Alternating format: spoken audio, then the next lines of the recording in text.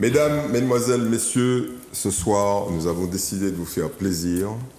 Nous avons décidé d'inviter quelqu'un qui a retiré sa langue de sa poche. Voilà. D'abord, je voudrais bien évidemment vous dire bonsoir, vous remercier et puis vous féliciter. Alors, je sais que vous êtes de plus en plus dur, mais c'est pas grave. Nous sommes dans un pays, un des derniers pays au monde où on peut s'exprimer librement. Et nous sommes dans un pays de droit, un pays de démocratie. Appelez vos enfants qui sont dans des pays un peu bizarroïdes, vous verrez que ça fait une vraie différence. Monsieur Justin Pamphile, enfant de la démocratie, bonsoir. Oui, enfant de la Martinique, bonsoir et bonsoir à tous ceux qui ont le plaisir de nous regarder ce soir. Merci d'avoir accepté notre invitation, monsieur Pamphile. Alors, nous avons déjà eu l'occasion d'échanger. Je vous avais promis de toute façon que cet échange ne cesserait pas et pourrait à nouveau se produire. C'est le cas ce soir et j'espère que la formule qui est inscrite dans mon dos sera le fil conducteur de cette émission. Ça ressemble à de l'anglais, mais c'est pas de l'anglais. Incorrect, c'est pas... Non, c'est incorrect. Incorrect, yes. Avec un E, il y a des gens qui me disent, mais politiquement incorrect. Non, c'est l'émission qui est politiquement incorrecte. Voilà. Et jusqu'à preuve du contraire, une émission, c'est féminin. Voilà. Alors, félicitations, parce que je présume que personne ne vous a félicité d'être conseiller territorial. Vous avez reçu des félicitations ? J'ai reçu des félicitations d'abord de nos partisans qui se sont réjouis effectivement d'avoir été élus et en même temps ils sont quand même déçus que nous n'ayons pas gagné l'élection. Oui. Et ce que je leur dis à tous, c'est que c'est pas parce qu'on a perdu qu'on n'est pas forcément au travail. Ouais. Et je leur dis, je suis un observateur actif de la vie politique martiniquaise. Et je souhaite que les 7 ans qui sont ouvertes là aujourd'hui, cette année ouverte devant nous, mais que ce soit cette année prolifique pour nous permettre de préparer l'avenir. Mais qu'est-ce que ça fait de perdre 3 fois ? Vous perdez en 2015, vous perdez en 2017, vous perdez à nouveau en 2021. C'est bon, quoi, non ? Monsieur Marajo, je ne regarde jamais un résultat au sens négatif ou au sens positif. Pour quelle raison ? Parce que quand on perd, parfois on a gagné. Oui. Ça y est, les formules vont sortir. Non, ce n'est pas une formule. Ouais. Je n'ai jamais perdu parce que chaque fois que je suis sorti d'une défaite, ça m'a permis de grandir, de comprendre un certain nombre de choses qu'on peut ne pas forcément comprendre parce qu'on est la tête dans le guidon, la tête dans l'action. Mais d'ailleurs, je n'ai jamais eu de gros poils après aucune défaite. Ouais. Je n'ai jamais ressenti de sensation, je dirais, d'inachevé. Ça ne vous est jamais passé par l'esprit d'abandonner, de renoncer ? Non, parce que je me suis fixé un cap et quand je suis rentré en politique, j'ai toujours dit que je ne passerai pas ma vie à faire de la politique et j'ai toujours dit que je suis rentré un jour et que je veux en sortir de manière consciente. Parce que là, ça commence à faire beaucoup. Là vous êtes, si je compte bien, à votre 3e mandat de maire, donc 3 x 6, 18. Oui. Vous avez fait un mandat de conseiller régional. Oui. Vous aviez au préalable fait plusieurs mandats. Dans la majorité. Oui, dans la majorité. Vous aviez fait plusieurs mandats de conseiller général. J'en ai fait 2. Voilà, ça fait beaucoup. Et puis, là, vous faites à nouveau... Vous êtes dans l'opposition, mais vous êtes conseiller territorial. Ça va faire...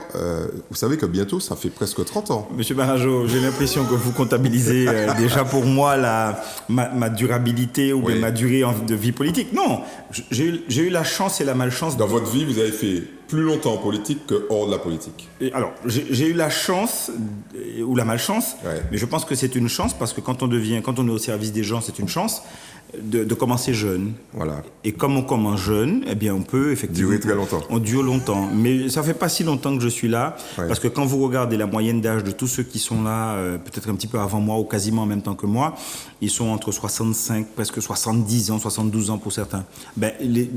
Ça a bien baissé. Ça a baissé avec les nouveaux qui viennent d'arriver. Mais si vous prenez, allez, on va dire 65% des villes, les maires ont entre 65 et 70 ans. Bon, on va vous laisser faire le calcul, mais je vous enverrai les chiffres et vous verrez que c'est beaucoup plus bas. Si je vous dis le Lorrain, quel est le premier mot qui vous vient à l'esprit ? tradition, comment dire ça, authenticité. Parce que de là où je viens, du quartier où je viens, c'est un quartier qui est authentique et j'en suis tous les jours fier parce que je sais d'où je viens, je sais d'où je sors et alors parfois on peut analyser ça comme étant de l'arrogance. Non, c'est la dignité du paysan. Et ça, personne ne peut me l'enlever. Mais on dirait que c'est propre au Nord-Atlantique. C'est possible parce que les gens du Nord sont des travailleurs. Ce sont des gens qui ont grandi dans la misère, qui ont grandi dans l'astringence et qui savent que quand ils ont la chance d'être au service des autres, eh bien c'est une chance que la vie leur a donnée et ils le font avec dignité et avec respect. Voilà. On a également l'impression que les habitants du Lorrain n'ont pas envie de se séparer de vous. Mais la preuve, effectivement, parce que chaque fois qu'il y a élection, je suis souvent réélu avec 70% de suffrage, mais j'en fais pas je leur dis toujours merci avec humilité. Ça, c'est une élection à la Corée du Nord, ça? Non, non, ça aurait fait 100%. Oui, mais bon. Ça aurait fait 100%. Je m'appellerais pas Pamphile. Je me serais certainement appelé Kim Jong-un. Ouais. Comment il s'appelle? Oui, c'est bien ça. Je connais pas très bien son nom, mais non. Je pense que les gens, quand ils sont satisfaits de leur maire, quand ils sont satisfaits de leurs élus, ils leur expriment leur satisfaction. Et tant mieux. Mais ça ne veut pas dire qu'une fois qu'on a cette satisfaction-là, il faut s'asseoir sur ses lauriers.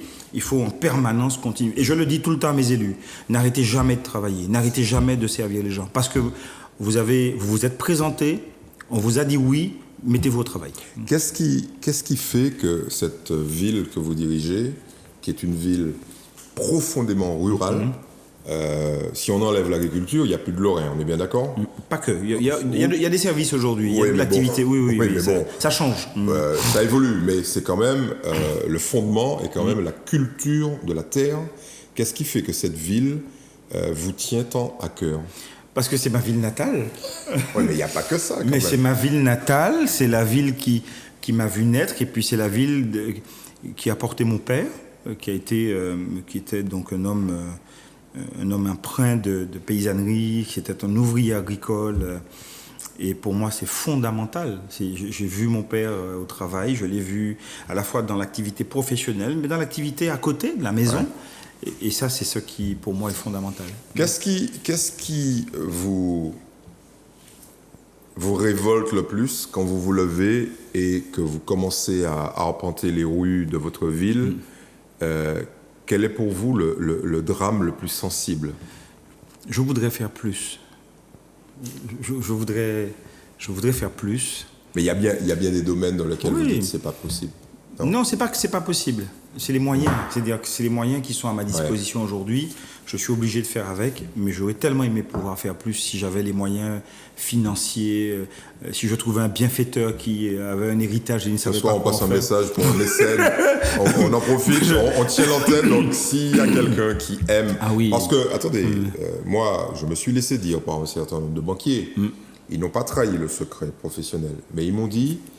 Au Lorrain, il y a des types qui sont bourrés de fric. Il y a des gens qui ont les moyens. Il y a des gens qui ont travaillé, et qui ont les moyens. D'ailleurs... Souvent des agriculteurs, d'ailleurs. Hein. Souvent. La banane a permis à beaucoup de personnes, quand il y a eu une sorte de démembrement des grandes exploitations et l'installation de petits exploitants, quand je dis petits, avec quand même des superficies de terrain relativement intéressantes, 12, 15, 20, 30 hectares, pour leur permettre de se développer. Et ça leur a permis de devenir, on va dire, des personnes qui ont réussi. Et je sais tellement que il y a des moyens. Je vais lancer dans les prochains jours deux opérations avec appel de fonds participatifs. Si le fonds, on en parlera tout à l'heure, pour permettre à des personnes qui ont des moyens de trouver des projets dans la ville leur permettant de défiscaliser. Donc, je suis dans cette réflexion-là, de manière à les impliquer davantage. Vous savez qu'il y a des gens qui ont de l'argent, donc qui ont les moyens de vouloir ne pas payer d'impôts. Oui, je trouve ça... Il y a des gens qui... Alors, pour moi, vous ne me fâchez avec personne, la question de l'imposition, quand il y a des dispositifs qui permettent aux gens de jouer le jeu de la fiscalité, moi, ça ne me pose aucune difficulté. Le texte existe, le dispositif existe. On ne peut pas donner l'impression on ne peut pas les taxer d'être de mauvais citoyens. Alors, mais maintenant, bon, j'ai pas de problème sur ça en tout cas. On a parlé des gens riches, parlons des gens qui souffrent financièrement. Aujourd'hui, la Martinique se singularise à la fois parce qu'il y a des circonstances sanitaires particulières, mais plus globalement par des écarts de revenus considérables et qui s'accroissent entre ceux qui ont et ceux qui n'ont pas. Et je regarde les chiffres de votre commune. Vous êtes une commune qui cumule, comme dans tout le Nord Atlantique, un certain nombre de handicaps sociaux, notamment sur les revenus. Ça fait mal quand on est maire et qu'on sait qu'on a une population qui n'a pas les moyens de vivre dignement. De toutes les façons, quand les personnes sont en difficulté, le maire est souvent sollicité. Parfois, vous avez des familles qui travaillent, qui ont des moyens et qui malheureusement traversent une période complexe parce qu'il y a des enfants qui font des études, il y a eu un accident de vie et malheureusement les personnes sont dans l'incapacité de faire face. Ouais. Mais c'est vrai que quand vous avez des gens qui sont dans la misère et que vous voyez ces gens dans la misère, c'est quelles sont les solutions qu'on peut apporter pour les accompagner. Parfois, les solutions sont ponctuelles. Un panier repas, un bon pour lui permettre d'aller faire des courses, remplacer, lui donner des matériaux pour réparer la cour, la toiture qui coule, la cuisine qui est mal fermée, etc., etc. Donc, c'est-à-dire que vous pouvez faire un certain nombre de choses. Par contre, ce que vous pouvez faire, c'est trouver des solutions leur permettant d'avoir des revenus complémentaires. C'est ce que je suis en train de faire également actuellement. Nous avons lancé un dispositif au Lorrain qui s'appelle l'inclusion participative sur le territoire. Et ça nous permet, par exemple, de prendre des personnes qui sont bénéficiaires du RSA. Les textes leur donnent la possibilité d'avoir un complément de revenus, donc d'être en activité professionnelle, sans que ça n'impacte leur quotient fiscal.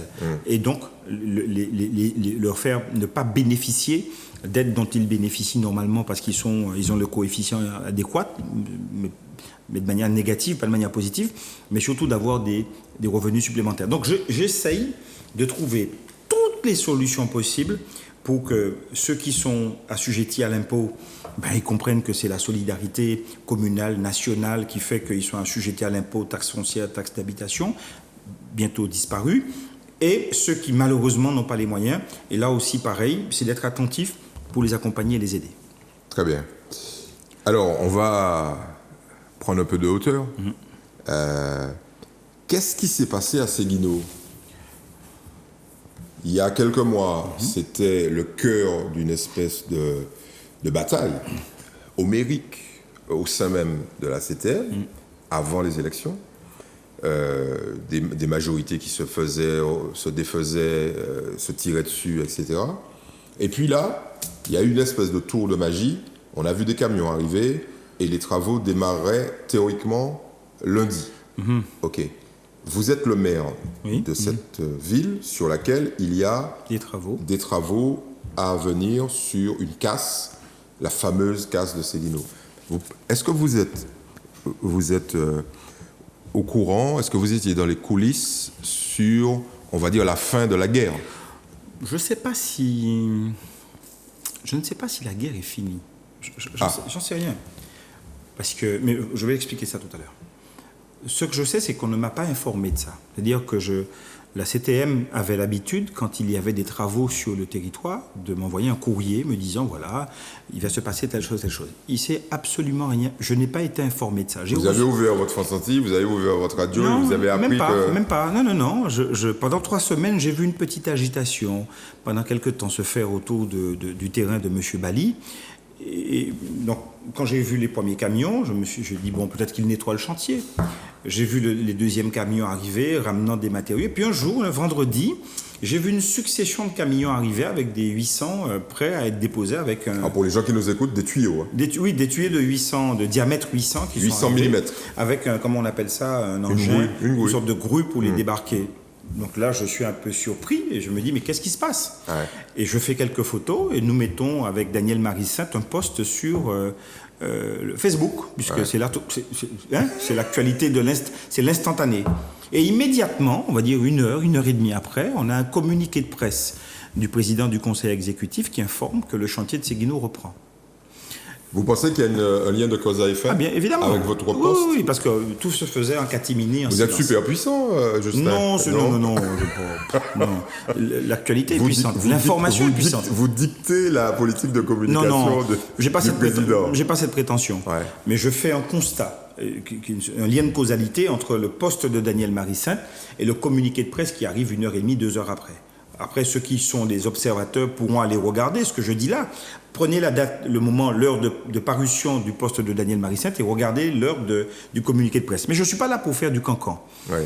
Je rappelle, et c'est important de préciser, que la ville du Lorrain avait délibéré pour que l'emprise Séguineau devienne une emprise faisant l'objet d'une servitude d'utilité publique. Oui, mais ça, on a voté favorablement. Ouais. Donc, je ne suis pas en train de faire du cancan. Ouais. Les gens doivent avoir de l'eau. J'ai toujours également dit que ça n'est pas parce qu'on aura réglé le problème de Séguineau qu'on aura réglé le problème de l'eau à la Martinique. Je suis derrière ça. On va parler de ce problème-là plus tard. Vous, est-ce que je dois conclure à travers vos propos que vous êtes plutôt satisfait que cette histoire, on va parler de la partie technique, puisse trouver une conclusion heureuse? Moi, je suis dans l'expectative. Malgré tout? Malgré tout, parce que je voudrais savoir les conditions. Je pensais que le PCE l'aurait fait pendant la plénière d'hier et d'aujourd'hui. Alors, nous ne l'avons pas interpellé parce qu'il y avait un ordre du jour. Vous lui avez pas posé la question. Il y avait un ordre du jour. Oui. Et je pensais que les élus de l'Assemblée, de manière légitime, devraient être informés des conditions de reprise du chantier. Ouais. En tout cas, je n'ai pas entendu cette information vous êtes moins audacieux que ceux qui, la dernière fois, appelons ça comme ça, avaient pris les commandes de l'Assemblée et avaient imposé une délibération. Je ne sais pas si c'est de l'audace. Je ne sais pas si c'est de l'audace parce qu'on a vu où cette audace a abouti. Oui. Elle n'a abouti, entre guillemets, à rien parce que la délibération n'a pas été appliquée, la délibération n'a pas été mise en œuvre. Il y a eu une plainte. Oui, mais en fait, au bout du compte, quand on regarde bien, ça a beaucoup crié, on ne s'est pas beaucoup écouté, alors que peut-être qu'il y avait d'autres solutions que simplement de dire s'il y a une démarche pour une servitude d'utilité publique, pourquoi pas, regardons, etc. Mais je reviens sur mon affaire. Oui. Pas d'informations, simplement ce que j'entends dans la presse. Maintenant, quelles sont les conditions qui ont permis que M. Bali accepte que l'on puisse à la fois revenir sur son terrain et pouvoir démarrer les travaux? Moi, je sais qu'il y avait deux éléments, c'est-à-dire le prix du terrain, les 15 000 euros valeur du terrain, et puis les 225 000 euros de perte d'exploitation.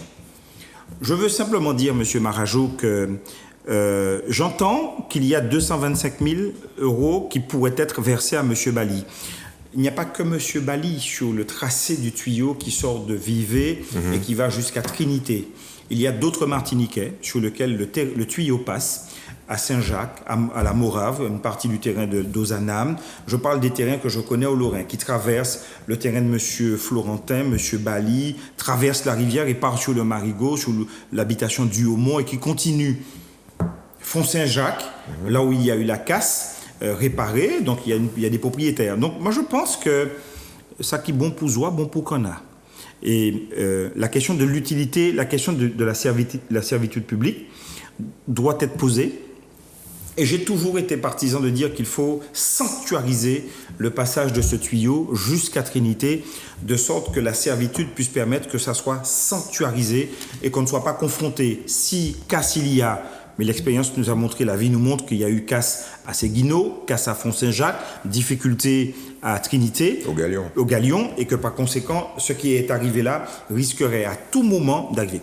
Une dernière chose. Là où le tuyau passe sur le terrain Moravie, le terrain qui a été vendu à la société Ozanam, moi je serais curieux, et j'ai dit à un moment donné, il faut aller expertiser la qualité des tuyaux, parce qu'en Martinique, il y a des mouvements de terrain, il y a des tremblements de terre, donc il peut y avoir à certains endroits où les tuyaux ont pu bouger. Il faut expertiser la totalité du tuyau qui va jusqu'à Trinité pour vérifier s'il n'y a pas d'autres endroits où il y a des situations de faiblesse. Ce que vous craignez, c'est que l'expérience se renouvelle et que, à nouveau, on ait à indemniser un éventuel propriétaire qui dirait vous avez mis tuyau sur mon terrain, j'ai perdu une moitié de mon terrain, j'ai perdu Mais pas que ça. Ce que vous voulez, c'est éviter le cas par cas, quoi. Et un drame. Quand je parle du terrain de la Morave, du côté de Moravie, là où passe le tuyau étant sur plomb de la ville. Ouais. Donc si ce tuyau casse, la ville est inondée. La ville est submergée par les eaux. Et quand vous regardez tout le long, quand vous suivez le long le parcours du tuyau, il y a des endroits où ça passe en pleine végétation, le Bali, et puis il y a des endroits où ça passe à proximité des habitations. Et quand vous avez un 800 qui pète avec la pression que c'est, moi c'est les drames humains. Et à partir de cela, il faut expertiser la totalité de la canalisation. Très bien. Mais vous n'avez pas répondu à ma question. Laquelle Les gens semblent penser que c'est plutôt une bonne chose. Vous Non, moi je suis favorable à ce que les gens aient de l'eau dans leur robinet. Moi, il n'y a pas de difficulté sur ça. Par contre, je pense que quand on regarde les mouvements populaires qu'il y a eu autour de Séguineau, il y avait des mouvements qui étaient certes favorables au retour à la normale de la situation, mais vous aviez des mouvements populaires qui étaient contre le versement de 225 000 euros à M. Bali. Ben ceux-là, à mon avis, ils ont perdu. Hein. Je ne sais pas. Je crois qu'il faut éviter de parler trop vite, M. Barrage. Non, mais c'est une question que je vous pose. Non, je ne sais rien. Ouais. Vous savez, ces personnes, pour les avoir vues à l'œuvre sur d'autres sujets, je ne présage pas ni de leur stratégie, ni de ce qu'ils peuvent éventuellement faire. Je me rappelle qu'une fois, ils sont venus faire une délimitation du passage de là où passait le tuyau, et ils ont décidé que ce passage était propriété de la Martinique et pas propriété de M. Bali. Maintenant, je ne sais pas ce qui va se passer. La seule chose que je sais, c'est que, à mon avis, le combat sur la question de la non-indemnisation, sur le fait qu'il n'y a pas eu d'exploitation pendant 10 ans, alors qu'il y avait déjà eu le paiement de 92 000 euros, à mon avis, ce débat-là n'est pas terminé. Et s'il y en a qui pensent qu'il est fini, à mon avis, c'est un débat qui n'est pas clos. Donc, très bien. Bon, on va aller sur plus globalement la problématique de l'eau en Martinique. Il y a beaucoup de questions. On est tous persuadés, en tout cas on espère tous qu'on ne va pas connaître une sécheresse aussi abominable que celle de 2020. Et donc que les Martiniquais ne vont pas rester pour certains 3 semaines, 4 semaines, 5 semaines sans eau. Bon. Vous avez une opinion là-dessus. Est-ce que vous êtes favorable à ce que la multiplicité des acteurs, la multiplicité des stratégies appartiennent au passé et que, de manière définitive, il y ait un seul organisme qui gère l'eau? Monsieur Marajo, quand je dis ça, je ne dis ça contre aucun fermier. Je constate que par le passé, il y avait plusieurs fermiers à la Martinique. Aujourd'hui, il y en a quasiment un qui est en situation de monopole. Tout à fait. Je peux la citer. On va dire un fermier privé. Privé, ouais. je peux la citer, le citer plutôt, c'est la SME. Ouais. Aujourd'hui, la SME gère l'eau dans le sud, dans le centre, quasi pas dans le centre, dans le nord. Mais bon, ils sont quasiment présents partout. Ils ont remporté le marché. Ils ont 30 communes, ils gèrent 30 communes sur 34. 30 communes sur 34. Le nord n'y était pas parce que une partie du nord Atlantique était gérée par la SMDS. Aujourd'hui, ce marché a été remporté par la SME. Je pense que c'est une mauvaise chose. Et quand je le dis, la concurrence souvent est une bonne chose. La concurrence permet effectivement Maintenant, vous ne pouvez pas fausser les règles d'attribution de marché. Voilà. Mais la concurrence est une bonne chose. Ça, c'est une première chose. La seconde chose, c'est que moi, je vois les discussions et les débats qu'il y a eu dans le Sud, où les gens se sont plaints. Il y a un comité citoyen qui s'est monté. D'ailleurs, nous étions prêts, nous, dans le Nord, à monter également un comité citoyen pour garantir que les règles qui sont fixées dans la DSP qui est passée avec le fermier et Cap Nord, pour ce qui concerne donc la SME, mais que nous soyons vigilants et attentifs à ça. Ça, c'est une deuxième chose.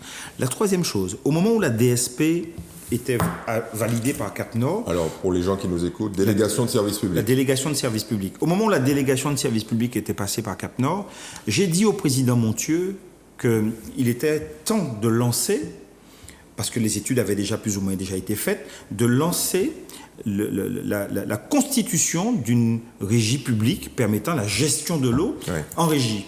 Et que nous avions une année, potentiellement 2 années, pour pouvoir, certes avec la SME comme opérateur fermier, mais 2 années devant nous pour pouvoir basculer en régie. Et je leur avais dit, s'il y avait une difficulté technique pour pouvoir faire cette régie, il suffisait d'aller regarder ce qui s'était passé en Île-de-France, par exemple, à Paris. Quand ils ont constitué la régie autonome de l'eau sur la région parisienne, eh bien, ça s'est passé en 1 année.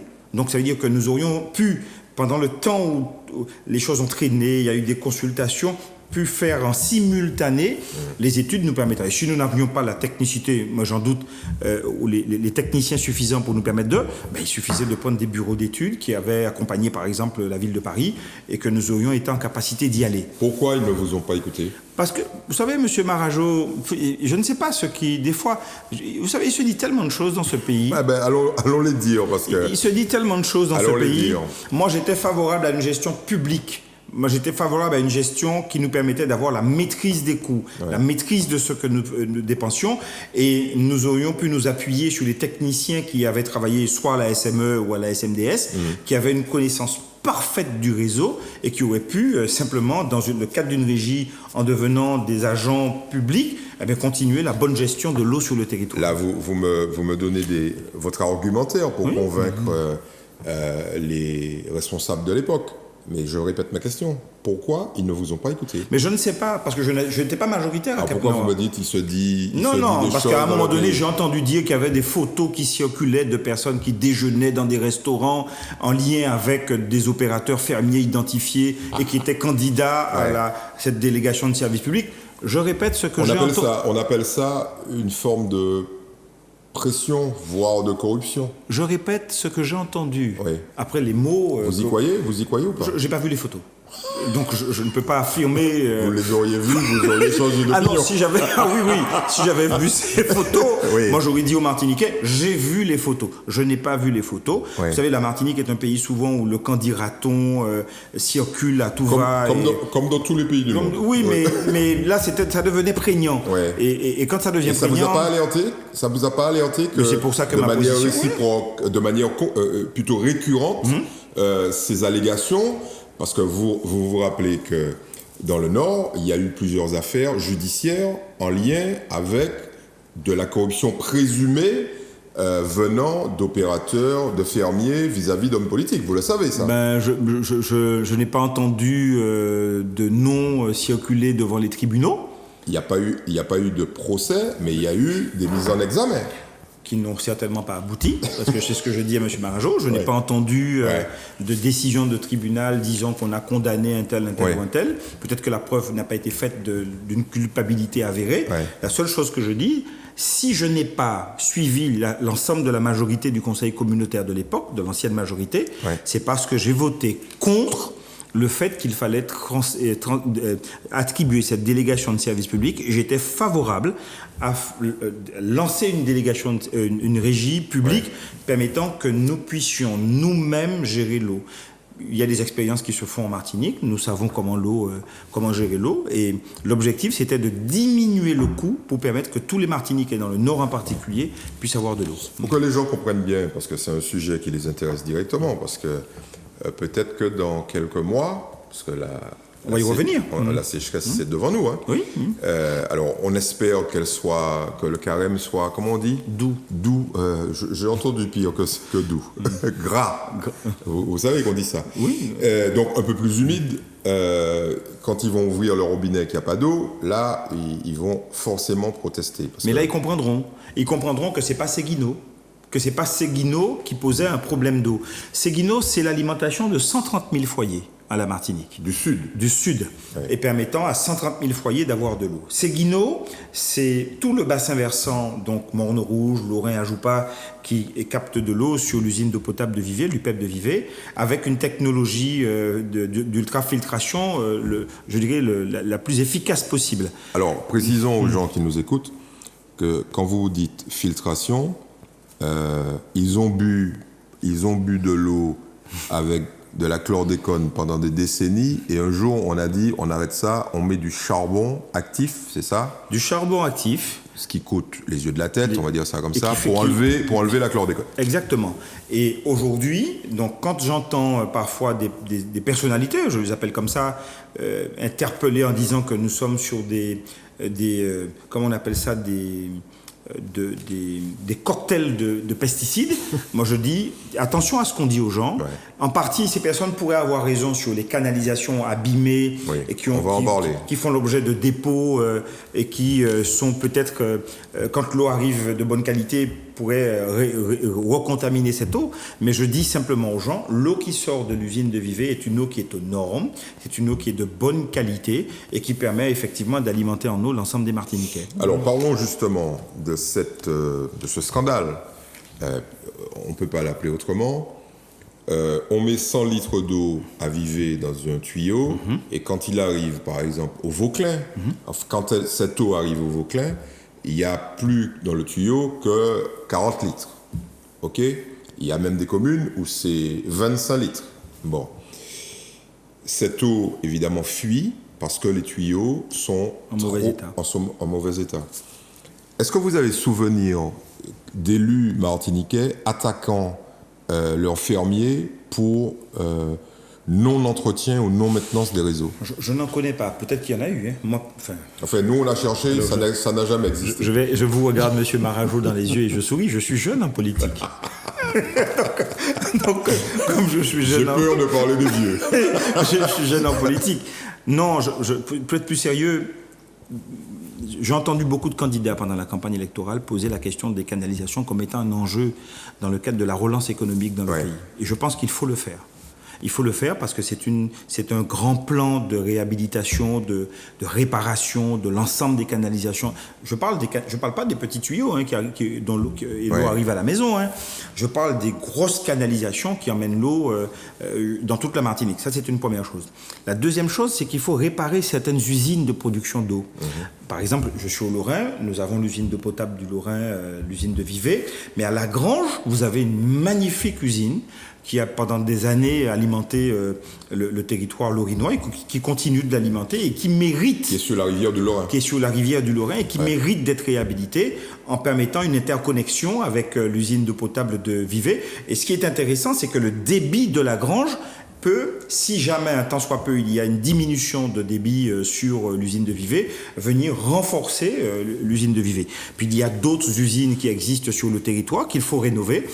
Et là seulement, il y a un grand plan de relance, il y a un grand plan permettant à la fois de réparer ces usines, réparer les canalisations et faire que les Martiniquais aient de l'eau. Donc je pense que ça, ce sont des choses qu'il faut réaliser sur le territoire. Mais vous n'avez pas répondu à ma question. Pourquoi, pendant des décennies, nous avons laissé, quand je dis nous, je m'associe à vous, vous voyez, pour une fois, je suis solidaire, nous avons laissé cet argent partir alors qu'il était destiné à maintenir le réseau. Puisque vous et moi, nous payons notre eau, et dans la facture, il y a une partie qui est destinée à, on va dire, maintenir le réseau. C'est le même problème. Qu'est-ce qui s'est passé? C'est le même problème. Vous savez, M. Marajo, il y a des gens qui sont parfois restés silencieux. Ils sont restés silencieux, ils n'ont rien dit. Je ne dis pas qu'ils étaient complices, parce qu'ils sont restés silencieux. À partir du moment où vous avez connaissance d'un problème et que vous restez silencieux, vous êtes susceptible de devenir complice. Je ne suis pas là pour jeter la pierre sur les élus. Surtout que vous n'avez pas fait non plus... J'étais pas là. Ouais, mais attendez, j'étais pas là. Monsieur Pamphile, quand vous êtes devenu maire... Je démarre ma carrière politique avec un grand moment. Je démarre ma carrière politique quand je deviens conseiller général au moment où Claude Lise inaugure l'usine d'eau potable de Vivet. Voilà mon point de commencement je dirais, de vie politique et Non, de mais ma relation avec l'eau. Je ne parle pas de ce moment. D'ailleurs, je profite pour féliciter Claude Lise sur cette clairvoyance qu'il a eue pour réaliser cette usine-là, parce qu'à l'époque, je pense que ça n'a pas dû être très facile. Je ne sais pas pourquoi ils sont restés silencieux. Vous savez, M. Margeau, je ne sais pas. Mais en fait, vous me répétez depuis quelques minutes que vous ne savez pas. Pourquoi ils sont restés silencieux? Alors, vous savez comment on va faire? Et moi, attendez, parce que vous Oui. quoi pitchez moi? Moi, pas capitio. Mais quoi titiller moi? Et moi, je ne suis pas resté silencieux. J'ai dit, je ne veux pas confier la gestion de mon eau à un seul fermier. Oui. J'ai dit ça. Oui. Je ne veux pas confier à la gestion d'un seul fermier, je dirais, je ne lui mets pas dans les mains ce qui constitue une richesse. À l'époque, ils étaient plusieurs. Il y avait une concurrence, Oui. mais le comportement était le même. Hein. Vous êtes d'accord? Le comportement était le même. En clair, ils percevaient sur le prix de l'eau une somme qui était destinée à faire en sorte que le réseau puisse, on va dire, être à minima fonctionnel. Et ces sommes n'ont pas été utilisées. Moi, je ne suis pas laxiste. Moi, vous savez, ce que je dis là, j'assume ce que je dis là. Ouais. Et peut-être que d'autres ne le disent, mais je ne suis pas laxiste. Et quand je dis que je ne suis pas laxiste, j'ai été certainement parmi les seuls à Cap-Nord à dire non. À dire non. Et je me suis battu. Je ne me suis pas battu pour la SMDS. Ouais. Je me suis battu pour les populations. En disant ceci, que à la rigueur, s'il y a une bataille concurrentielle entre deux fermiers, il y en a un qui avait une durée d'existence et de vie sur le territoire d'une 40aine d'années et qui avait une parfaite connaissance. Peut-être que vous avez raison sur la question des canalisations, de ce qu'ils n'auraient pas fait ou qu'ils auraient dû faire. Ah ben, vous le savez. Mais vous moi, me donnez raison, mais vous le savez. Mais aujourd'hui, quand je regarde la carte et que je ne vois que je n'ai qu'un seul fermier, ça me pose une difficulté. On va dire que la situation... Alors peut-être qu'il y a quelque espoir que ça change, puisque vous le savez peut-être, la SME dépend de Suez France, et le nouveau patron de Suez France, c'est quelqu'un qui est originaire de votre région, qui s'appelle Thierry Déo, qui est le patron de Meridiam, qui est le frère de celui qui, à Cap-Nord, s'occupe de l'assainissement, de l'eau, etc. Et vous pensez que ça seulement suffira à Non, faire... non, mais je vous donne cette information et je voudrais savoir ce que vous en pensez. Parce que peut-être qu'en ayant un Martiniquais comme le grand patron, parce qu'il est patron d'une énorme multinationale qui investit dans les infrastructures, etc., qui s'appelle Meridiam, peut-être que ça va changer les choses. Moi, ce que j'ai envie de voir, c'est si Cap-Nord aura le courage de dire « nous lançons la régie ». Là, oui, je dirais que ça a peut-être changé quelque chose. Mais je Vous n'y croyez pas? Attendez, ça fait 2 ans que ça s'est passé, 1 an et demi que ça s'est passé, et nous n'avons toujours pas lancé le process. Moi, j'entends le PCE, les présidents de PCI dire « on va travailler sur l'eau ». Ben, commençons par travailler sur ça. Donc vous êtes favorable à un organisme unique de l'eau? Je suis favorable à un organisme unique de l'eau, je suis favorable à une gestion publique de l'eau. Ouais. Alors, et ça, pour moi, c'est la garantie que les choses qui sont quelquefois relativement opaques, qu'on ne comprend pas dans les règles de calcul qui sont intégrées dans les marchés, et bien que nous ne soyons pas à la merci, je dirais, d'ordinateurs ou de moteurs de recherche ou que nous ne maîtrisons pas et qui, quelquefois, fait que nous avons des surprises. Et on ne comprend pas pourquoi l'eau a pris 1 euro, 2 euros, 3 euros, 10 euros, parce que l'ordinateur simplement a recalculé et a remoliné le prix. Rappelons à nos téléspectateurs que c'est l'eau la plus chère de France. La plus chère de France. Bon, très bien. Alors, après l'eau, les déchets. Vous êtes membre... de Cap-Nord. Oui. Vous êtes élu communautaire. Cap-Nord a délégué une partie du traitement de ces déchets à un organisme qui s'appelle le SMTVD. La valorisation. Non, c'est important. Allons lever le mot traitement. La valorisation. Allons parler de valorisation. Faut être honnête. La valorisation. Il faut surtout pas mentir. Il faut surtout pas mentir à nos téléspectateurs. Oui. En matière de valorisation, aujourd'hui, on est à 0. Mais pas le traitement. Non, mais dites-leur. La valorisation. Elle n'existe pas. Elle existe sur certains champs. Bon, ok. Et sur C'est pas la elle question. existe sur certains Qu'est-ce qui se passe au SMTVD? Ben, au SMTVD, tous les Martiniquais constatent qu'il y a une difficulté qui est de plus en plus prégnante, croissante entre la gouvernance et puis une partie du personnel. Je vois la difficulté que la gouvernance a parfois. Quand vous dites la gouvernance, pour les gens c'est le président Voilà. avec son conseil syndical. Mais ça a l'air beaucoup plus grave que ça. Vous êtes au courant des dernières... on parlait des rumeurs, voilà. Vous êtes au courant des dernières informations qui indiqueraient qu'un membre de la direction aurait accordé, je dis bien aurait, parce que j'ai pas envie de me faire traduire devant les tribunaux, aurait accordé à des entreprises des avoirs en contrepartie de versements, on pourrait appeler ça de dons, sur les comptes d'une association Club Service Rotary. Vous êtes au courant de cette histoire? Je ne suis pas au courant de ça. Et si un tant soit peu c'est illégal, il faut écrire au procureur. Ouais. Moi, je n'ai pas de problème sur ça. Moi, voilà. J'ai pas de problème. Vous n'avez pas entendu parler de ça? Non, j'ai entendu parler d'autre chose. Oui. On va en parler. J'ai entendu parler d'autre chose. Ouais. Moi, j'ai vu des lettres circuler, des réponses. Le président de Cap-Nord a rendu public une lettre. Rendu public auprès de vous. Oui, de tous les élus, oui. Les élus sur... alors, ça venait, semble-t-il, de salariés de la structure qui dénonçaient le fait qu'un certain nombre d'hommes politiques avaient vu leurs enfants recrutés. L'affaire dont nous parlons, dont je vous parle, est un tantinet plus grave puisque il s'agissait de détournement de fonds publics cette espèce de tract, appelons ça comme ça, puisque pour l'instant, c'est une lettre adressée à l'ensemble et qui a été rendue publique. J'ai pas vu ça. Vous aurez l'occasion. À mon avis, dès que vous sortez de cette émission, vous l'aurez. met en cause directement donc des cadres, ou en tout cas un cadre de l'administration et le président du SMTVD. C'est la multiplication de ces sonnettes d'alarme. Est-ce que vous savez, par exemple, que le préfet a écrit au maire de Fort-de-France, là où sont basés ces fameux...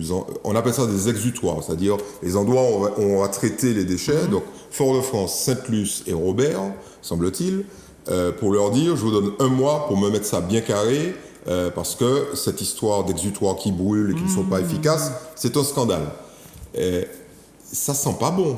Alors, oui, ça a fumé la fois dernière, donc la fumée a envahi toute la zone. Non, plus sérieusement, d'ailleurs, je vais demander au préfet s'il pouvait m'envoyer copie de la lettre qui a été à l'association des maires, au président de l'association des maires, oui, de manière à ce qu'on puisse être informé de ça. Donc, on entend beaucoup de choses aujourd'hui sur le SMTVD. Même avant l'élection à la présidence du SMTVD, il y avait déjà une sorte d'ambiance un petit peu, pas délétère, mais le préfet avait déjà plus ou moins à un moment donné, dans une intervention... mis en cause. Oui, mis en cause et demandant aux élus limite de bien choisir la gouvernance du SMTVD. Ça, c'est une chose. Il y a un autre élément qui vient en fait nourrir un peu le débat. 2 éléments, c'est que la Chambre régionale des comptes, on va dire ça comme ça, s'est mêlé, après saisine du préfet, s'est mêlé de la gestion du SMTVD, et il semble bien qu'il y ait un rapport qui soit imminent, qui soit catastrophique. Qu'est-ce que vous en pensez? L'histoire nous dira. Moi, je ne peux pas, j'ai pas d'éléments, je ne peux pas porter des jugements ou des appréciations sur des candidats-on. La seule chose que je sais, c'est que quand ça commence à bouillir. Quand ça commence à bouillir comme ça, en général, c'est pas très bon. Et si en plus, avec le Rotary, la direction, il n'y a pas un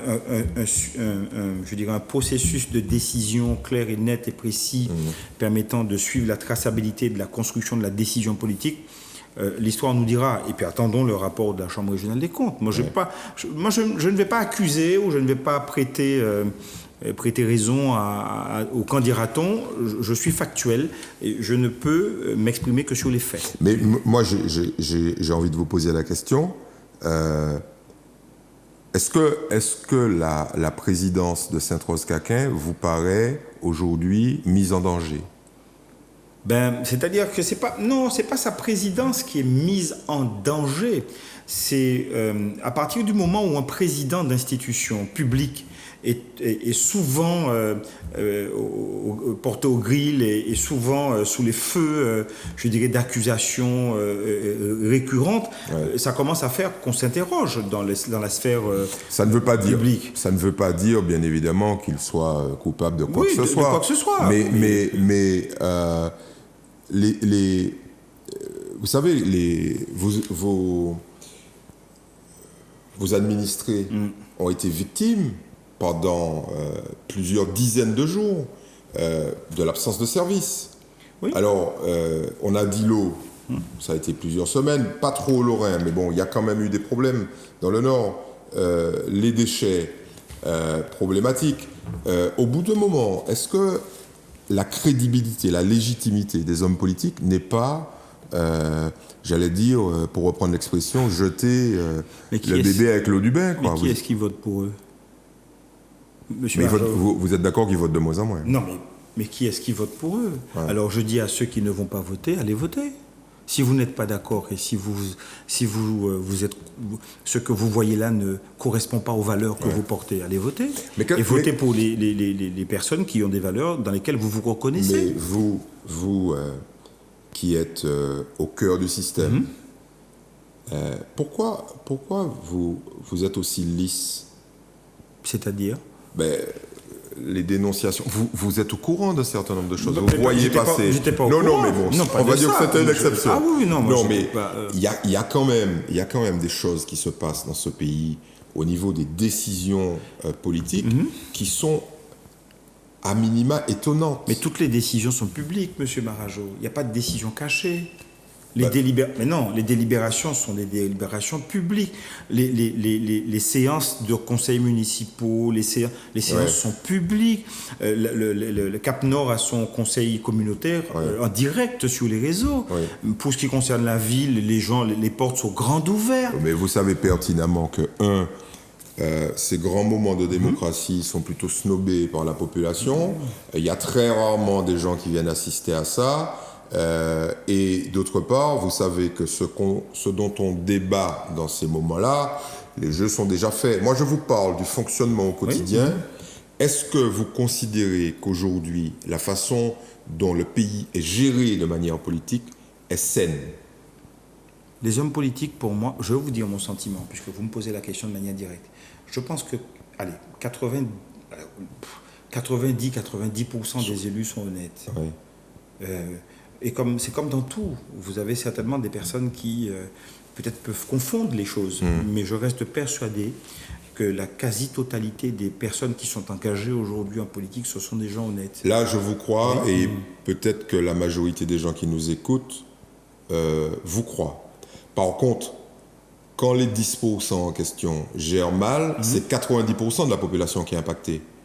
Prenons deux cas, les déchets et l'eau. Quasiment aucun Martiniquais n'a échappé au problème d'enlèvement des ordures. Mais ça, c'est pas le SMTVD. C'est qui? Ça, c'est pas. Là, il y a deux, puisqu'on a abordé le sujet. Il y a la question du traitement et il y a la question de l'enlèvement des ordures.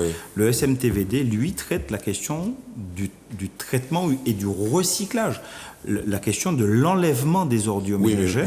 Mais Justin Pamphile, les sociétés qui enlèvent les ordures doivent les emmener quelque part. Ils les enlèvent. Voilà. Oui, je les enlève, mais si je ne peux pas les emmener quelque part, je ne vais pas les enlever. On y arrive. Donc, c'est lié au SMTVD. C'est lié au SMTVD dans la finalité. Oui, il faut nous mener les audiens en côté. Voilà. Bon. Donc, mais il faut le dire aux gens pour que les gens comprennent. Vous savez qu'ils le savent. Tant mieux. Il faut qu'ils le comprennent. Donc, quand vous dites c'est pas le SMTVD, c'est le SMTVD. Au sens de la fermeture des sites qui accueillent. Mais pas au sens de l'enlèvement des ordures. Mais redisons aux gens que si on ne peut pas l'emmener quelque part, on ne va pas l'enlever. Donc, aujourd'hui, progressivement, il y a un retour à la normale. Il y a des situations qui sont parfois complexes. J'ai entendu il n'y a pas longtemps le maire de Bellefontaine en conseil communautaire pousser un coup de gueule parce qu'effectivement il y avait une situation qui était intenable sur sa ville. C'est le cas sur beaucoup d'autres villes, sur la mienne, sur Trinité, sur des villes du territoire. Et il y a nécessité de remettre en état les choses. Par contre, il y a des zones où quand on enlève les ordures, Le lendemain, on a à peu près la même quantité. Là, c'est pas les élus. Oui. Ça, c'est les Martiniquais eux-mêmes. Bon, de toute façon, il y a partout des responsables et nous avons notre part en tant que Martiniquais de responsabilité. Je vous propose de marquer une petite pause publicitaire parce que cette émission apparemment recueille un succès fou que des publicitaires veulent y contribuer. Mais tant mieux. C'est formidable. Et sur quel produit? Vous allez le découvrir. À tout à l'heure. À tout à l'heure.